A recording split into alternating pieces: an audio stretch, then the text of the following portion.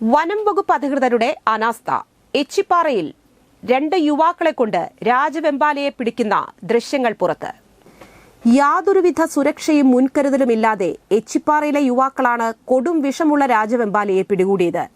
കഴിഞ്ഞ തിങ്കളാഴ്ച ഉച്ചതിരിഞ്ഞായിരുന്നു സംഭവം.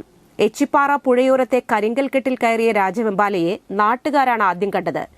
വനം വകുപ്പ് അധികൃതരെ വിവരമറിയിച്ചു. സ്ഥലത്തെത്തിയ ഉദ്യോഗസ്ഥർ നാട്ടിലെ ചെറുപ്പക്കാരോട് പാമ്പിനെ പിടിക്കാൻ ആവശ്യപ്പെടുകയായിരുന്നു.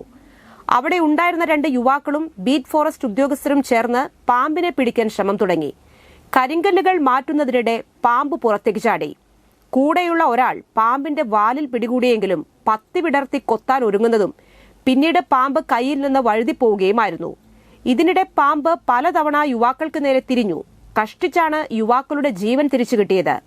പുഴയിലേക്ക് പാഞ്ഞ പാമ്പിനെ യുവാക്കൾ പിടികൂടി വനം വകുപ്പ് ഉദ്യോഗസ്ഥർക്ക് കൈമാറി.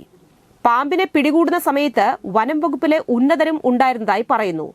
സമീപത്തുണ്ടായിരുന്നവർ എടുത്ത വീഡിയോ പുറത്തു വന്നതോടെ വനപാലകർക്കെതിരെ വ്യാപക പ്രതിഷേധമാണ് ഉയരുന്നത്. റെസ്ക്യൂ ടീമിനെ അറിയിക്കാതെ യാതൊരു പരിചയവുമില്ലാത്ത പ്രദേശവാസികളായ യുവാക്കളെ ഉപയോഗിച്ച് രാജവെമ്പാലയെ പിടികൂടാൻ പ്രേരിപ്പിച്ച വനം വകുപ്പ് ഉദ്യോഗസ്ഥർക്കെതിരെ നടപടിയെടുക്കണമെന്ന് മനുഷ്യാവകാശ സംഘടനയായ HRPM ചെയർമാൻ ജോൺസൺ പുല്ലുത്തി ആവശ്യപ്പെട്ടു.